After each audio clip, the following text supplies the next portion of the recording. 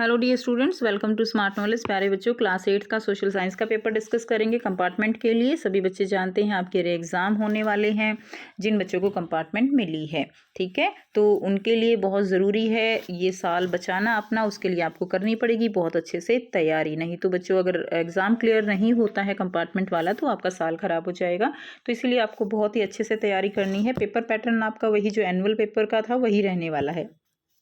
तो चलिए करते हैं। इस पेपर से आपको काफ़ी हेल्प मिलने वाली है। पेपर पैटर्न का पता चलेगा और इम्पोर्टेंट क्वेश्चन कवर होंगे। निम्नलिखित में से कौन शेर मैसूर के नाम से प्रसिद्ध था? तो कौन प्रसिद्ध था शेर मैसूर के नाम से? टीपू सुल्तान।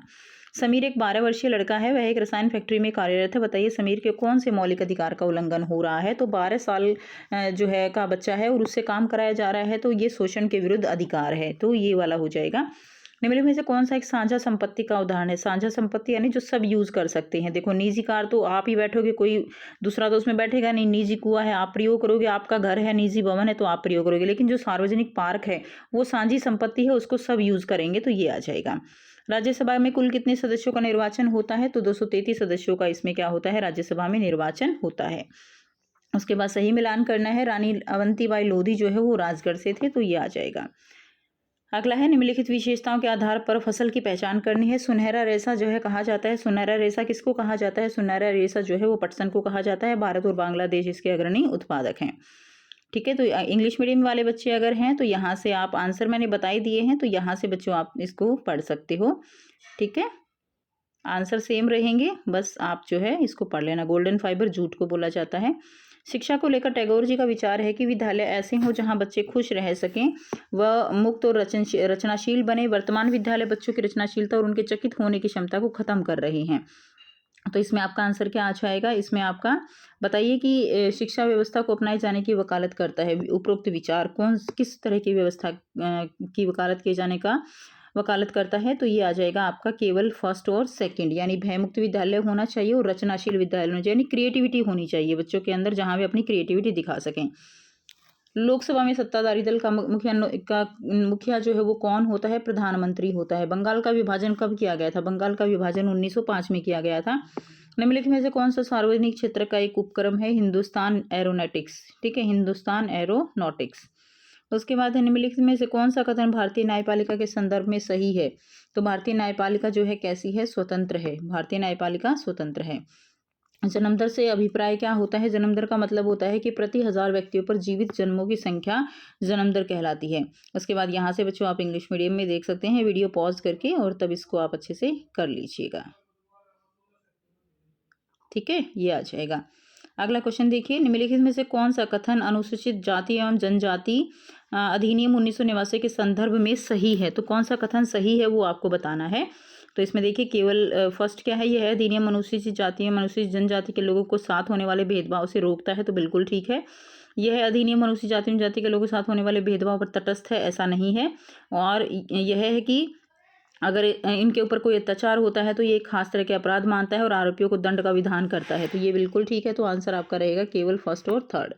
उसके बाद नेक्स्ट देखिए, उच्चतम न्यायालय में न्यायाधीशों के कुल स्वीकृत पद कितने हैं? तो उच्चतम न्यायालय में स्वीकृत पद जो है कितने हैं? 34 हैं। 15वां क्वेश्चन देखिए, नीचे दिए गए प्रश्नों में दो प्राकथन दिए गए हैं, एक संकल्पना और दूसरा कारण। कथनों को पढ़िए और सही विकल्प का चयन आपको करना है। तो संकल्पना है, जल का संरक्षण आवश्यक है और पीने योग्य जल की उपलब्धता जो है वो काफी कम है, तो आपको बताना है। तो यहाँ पर जो है क्या है कि संकल्पना तो सही है, लेकिन जो कारण है उसका वो गलत है। क्लियर? तो जल का संरक्षण आवश्यक, क्योंकि अगर ऐसे ही करते रहे तो जल एक दिन खत्म हो जाएगा।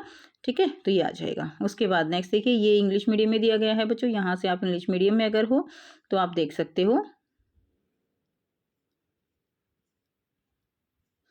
खंड ख दिया गया है, जल संरक्षण हेतु कोई दो उपाय बताइए। तो आइए देखते हैं इसका आंसर, साथ में ये भी देखेंगे। ये देख लीजिए, वन संरक्षण हेतु कोई दो उपाय। तो वन को संरक्षण कैसे किया जा सकता है? ज्यादा से ज्यादा पौधों को लगाकर और वन महोत्सव मनाकर, तो ये इसका आंसर हो जाएगा। जल संरक्षण हेतु कोई दो उपाय। तो ये इसका आंसर आ जाएगा। जल संरक्षण हेतु कोई दो उपाय हम कैसे करेंगे? भूमिगत जो जल है उसको पुनः पूरित करने के लिए वन एवं अन्य वनस्पति आवरण, दूसरा है स्प्रिंकलरों से सिंचाई करना, और तीसरा है कोई अन्य महत्वपूर्ण बिंदु जो है वो आप यहाँ पर लिख सकते हो। तो दो मेन पॉइंट आपके ये हो जाएंगे। उसके बाद है पौधारोपण या वन महोत्सव जैसे उपायों का जो है प्रोत्साहन करके आप कर सकते हो। इसके अलावा कोई भी और बिंदु आप लिख सकते हो। नेक्स्ट क्वेश्चन देखते हैं। तीसरा क्वेश्चन है प्लासी के युद्ध के दूरगामी प्रभावों का वर्णन कीजिए। यानी प्लासी के युद्ध के जो है प्रभाव हैं वो आपको लिखने हैं। तो देखिए, प्लासी के युद्ध में जो है क्या हुआ था, कंपनी की ये सबसे पहली बड़ी जीत थी और बंगाल के बढ़ते प्रभाव के कारण कंपनी को होने वाले फायदे में क्या हो रही थी, बढ़ोतरी हो रही थी। इसके अलावा कोई और बिंदु भी आप लिख सकते हो। नेक्स्ट क्वेश्चन है कि हाशियाकरण से निपटने के लिए मौलिक अधिकार किस प्रकार सहायक हैं? तो आ जाएगा अनुच्छेद 15 के अनुसार भारत के किसी भी नागरिक के साथ धर्म, नस्ल, जाति, लिंग या जन्म स्थान के आधार पर भेदभाव पर रोक है। अनुच्छेद 17 के द्वारा अस्पृश्यता या छुआछात का जो है क्या किया गया है, उन्मूलन किया गया है। इसके अलावा कोई अन्य बिंदु भी आप इसमें लिख सकते हो। नेक्स्ट देखिए, क्वेश्चन नंबर 5 है भारत में शिक्षा व्यवस्था के संदर्भ में महात्मा गांधी के विचारों का उल्लेख करना है, और साथ में शिक्षा की व्यवस्था में अथवा में दिया गया है शिक्षा के संदर्भ में मैकाले के विचारों का उल्लेख भी करना है। ठीक है, दोनों में से कोई एक करना है। सबसे पहले देखेंगे महात्मा गांधी के विचार क्या थे कि शिक्षा जो है वो केवल भारतीय भाषाओं में ही दी जानी चाहिए, और शिक्षा वो रोजगार परक होनी चाहिए। यानी ऐसी शिक्षा हो, स्किल बेस्ड होनी चाहिए जिससे बच्चों को रोजगार मिले, या कोई भी इसके अलावा अन्य महत्वपूर्ण बिंदु जो है वो आप लिख सकते हो। तो मैकाले के जो विचार हैं उसमें क्या इंक्लूड करेंगे, अंग्रेजी भाषा के शिक्षण पर जोर है, प्राच्यवादी संस्थाओं को प्रोत्साहन न देना, ये जो है इसके विचार थे। तो इसके अलावा कोई भी अन्य बिंदु आप लिख सकते हो। ठीक है, उसके बाद नेक्स्ट देखिए, अगला है किसी भी देश को संविधान की आवश्यकता क्यों है, कोई 5 कारण लिखिए। नहीं, ये वाला क्वेश्चन करेंगे बच्चे पहले, ये वाला हमारा हो चुका ना, ये 6th क्वेश्चन पे आए हैं। घरेलू हिंसा कानून 2005 के प्रमुख प्रावधानों का उल्लेख कीजिए। ठीक है, या अथवा में है, इसको दोनों को साथ साथ देखेंगे। भारत में कानून निर्माण की प्रक्रिया का वर्णन करना है, या कानून 2005 के प्रमुख प्रावधानों का उल्लेख करना है। तो यहाँ से आंसर देखिए, घरेलू शब्द की समझ को और अधिक व्यापक बना दिया है। अब ऐसी महिलाएं भी घरेलू दायरे का हिस्सा मानी जाएंगी जो हिंसा करने वाले पुरुष के साथ एक ही मकान में रहती हैं या रह चुकी हैं। ठीक है, दूसरा पॉइंट है महिलाओं के हिंसा मुक्त परिवार के अधिकार को मान्यता दी गई है। तीसरा यह एक दीवानी कानून है जो करोड़ों महिलाओं को राहत प्रदान करता है। और फोर्थ है बहुत सारी पत्नियों, माँओं, बेटियों और बहनों को घरों में हिंसा से क्या मिलेगी, निजात मिलेगी। और इसके अलावा कोई भी अन्य बिंदु जो है आप लिख सकते हो। तो कोई भी 3 पॉइंट आपको यहाँ पर लिखने हैं। नेक्स्ट देखिए,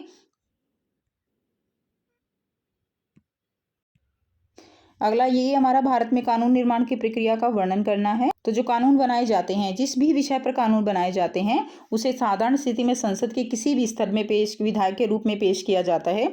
तो आपको ध्यान रखना है कि जब भी कोई कानून बनता है तो उसको किसी भी सदन में पेश कर सकते हैं, लोकसभा में या राज्यसभा में। लेकिन जो धन विधेयक होता है, धन के ऊपर जो कानून बनता है, उसको केवल और केवल लोकसभा में पेश किया जा सकता है। ठीक है, एक सदन में चर्चा के बाद पारित होने के पश्चात विधेयक को दूसरे सदन में चर्चा के लिए भेजा जाता है। वहां से पारित होने के बाद विधेयक को किसके पास भेजा जाता है, राष्ट्रपति के पास भेजा जाता है। और राष्ट्रपति के हस्ताक्षर होने के बाद, सिग्नेचर होने के बाद जो भी विधेयक होता है वो क्या बन जाता है, एक कानून बन जाता है। ठीक है, ये जो है बात आपको यहाँ पर कंप्लीट एक्सप्लेन करनी है। अगला क्वेश्चन है भारत विभाजन के कारणों की समीक्षा करनी है कि भारत के विभाजन में क्या क्या कारण रहे, और अहिंसा को लेकर महात्मा गांधी के क्या क्या विचार थे उसके बारे में भी आपको एक्सप्लेन करना है। तो ये है भारत विभाजन के कारण। तो 1940 में मुस्लिम लीग द्वारा देश के पश्चिमोत्तर और पूर्वी क्षेत्र में मुसलमानों के लिए स्वतंत्र राज्यों की मांग करते हुए प्रस्ताव पारित करना, ये सबसे बेस था कि जब 1940 में जब अलग से पाकिस्तान की मांग की गई थी। 1937 के प्रांतीय चुनाव के बाद जो स्थिति बनी थी वो भी एक विभाजन का कारण था। कैबिनेट मिशन की विफलता, तो कोई भी जो है और दूसरे पॉइंट भी आप इसमें लिख सकते हो। नेक्स्ट देखिए, नेक्स्ट है प्रतिफल की मामूली सी इच्छा किए बगैर ही अच्छे काम करने जाने से अहिंसा का क्या होता है, जन्म होता है। किसी के प्रति अगर दुर्भावना का अभाव है तो भी मन में क्या होता है, अहिंसा का भाव होता है। यानी किसी से कोई द्वेष, किसी से कोई घृणा, इस तरह की कोई भी बात नहीं होती है, तो वो अहिंसा को जन्म देता है। उसके अलावा किसी भी व्यक्ति के हाथों खुशी खुशी पीड़ा सहन करने के लिए तैयार रहने की आवश्यकता इसमें होती है, वही अहिंसा होती है। नेक्स्ट देखिए, क्वेश्चन नंबर 8 है किसी भी देश को संविधान की आवश्यकता क्यों है, कोई 5 कारण बताइए। तो बच्चों किसी भी देश को जो है संविधान की आवश्यकता क्यों होती है? तो देश की राजनीतिक व्यवस्था तय करने के लिए, सत्ता के दुरुपयोग से बचने के लिए संविधान की आवश्यकता होती है, नागरिकों के अधिकार की रक्षा के लिए, बहुमत की निरंकुशता से बचने के लिए, ठीक है, देश की बुनियादी संरचना को उन्माद से बचाए रखने के लिए, और कोई भी अन्य महत्वपूर्ण बिंदु आप इसमें लिख सकते हो। अगला प्रश्न है, इस्पात को प्राय उद्योगों का मेरुदंड जो है वो क्यों कहा जाता है? ठीक, गेरुदंड नहीं है, ये मेरुदंड आएगा। मेरुदंड यानी रीढ़ की हड्डी क्यों कहा जाता है इस्पात के उद्योगों को? इसका अथवा भी साथ साथ देखेंगे। औद्योगिक विपदा को रोकने हेतु कुछ उपाय बताइए। तो इस्पात को मेरुदंड क्यों कहा जाता है? तो लगभग सारी वस्तुएं जिनका हम लोग उपयोग करते हैं वे लोहा या इस्पात की बनी होती हैं, अथवा इन निर्मित धातुओं से निर्मित औजारों और मशीनें बनती हैं। दूसरा है, पोत, रेलगाड़ी, ट्रक आदि अधिकांशतः इस्पात के बने होते हैं। तीसरा है, तेल कूप इस्पात से बनी मशीनों से बाधित किए जाते हैं।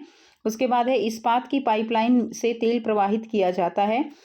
इसके अलावा खनिजों का खनन इस्पात के उपकरणों से होता है, या कोई अन्य बिंदु आप लिख सकते हो। उसके बाद है, इसका बी का जो उत्तर दिया गया है वो देखिए, घने वसीय आवासीय क्षेत्रों को औद्योगिक क्षेत्रों से बहुत अलग दूर रखा जाना चाहिए। उद्योगों के समीप बसने वाले लोगों को दुर्घटना होने की स्थिति में विषैले या खतरनाक पदार्थों के संगण और उनके संभव प्रभाव का ज्ञान होना चाहिए। जैसे कि जो भोपाल गैस त्रासदी हुई थी वो इसी तरह का एक परिणाम था कि औद्योगिक क्षेत्र जो है वो बहुत ही घनी आबादी वाले क्षेत्र में होता है तो भी बहुत ज़्यादा विनाश होता है। उसके बाद है, आग की चेतावनी और अग्निशमन की व्यवस्था को उन्नत किया जाना चाहिए। अगला है, विषैले पदार्थों की भंडारण क्षमता की सीमा होनी चाहिए, और उद्योगों में प्रदूषण जो नियंत्रण होता है उसके उपाय किए जाने चाहिए। इसके अलावा आप कोई भी उत्तर लिख सकते हो। इसके बाद देखिए, ये इंग्लिश मीडियम में क्वेश्चन दिए गए हैं बेटा। अगर आप इंग्लिश मीडियम स्टूडेंट हो तो आप यहाँ से देख लीजिए, और इसी जो हमने हिंदी में समझाया है उसी को आप इंग्लिश में सेम पॉइंट्स बना के लिख सकते हो। ठीक है, मैकाले के जो एजुकेशन सिस्टम था वो लिखना है आपको।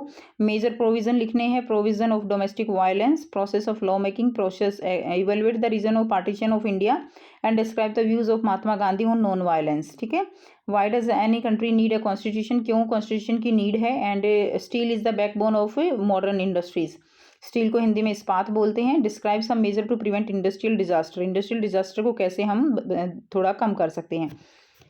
उसके बाद है, केस आधारित प्रश्न है, दिए गए गद्यांश को पढ़िए, तो इसको आपको बहुत अच्छे से पढ़ना है। उसके बाद 3 प्रश्न दिए गए हैं, पूर्वाग्रह क्या है, पूर्वाग्रह के क्या कारण हो सकते हैं, और तीसरा है, विविधता हमेशा खुश होने का कारण नहीं बनती है, इस कथन की परख कीजिए। तो ये जो है तीनों प्रश्न के उत्तर रहेंगे। जब हम किसी के बारे में पहले ही कोई राय बना लेते हैं, बिना सोचे समझे, बिना उस व्यक्ति को जाने, हम उसके में दिमाग में एक राय बना लेते हैं, तो उसको हम दिमाग में बिठा लेते हैं, तो उसको क्या कहते हैं, पूर्वाग्रह कहते हैं। जैसे कि हमने एक दिमाग में बात बिठा ली है कि जो लड़के हैं वो लड़कियों की तरह किचन में काम नहीं कर सकते, तो ये एक पूर्वाग्रह है, ये हमारे दिमाग में बिना किसी लॉजिक के जो है बैठी हुई है। दूसरा है, लोगों का भिन्न होना और इस कारण अपनी नकारात्मकता राय बना लेना।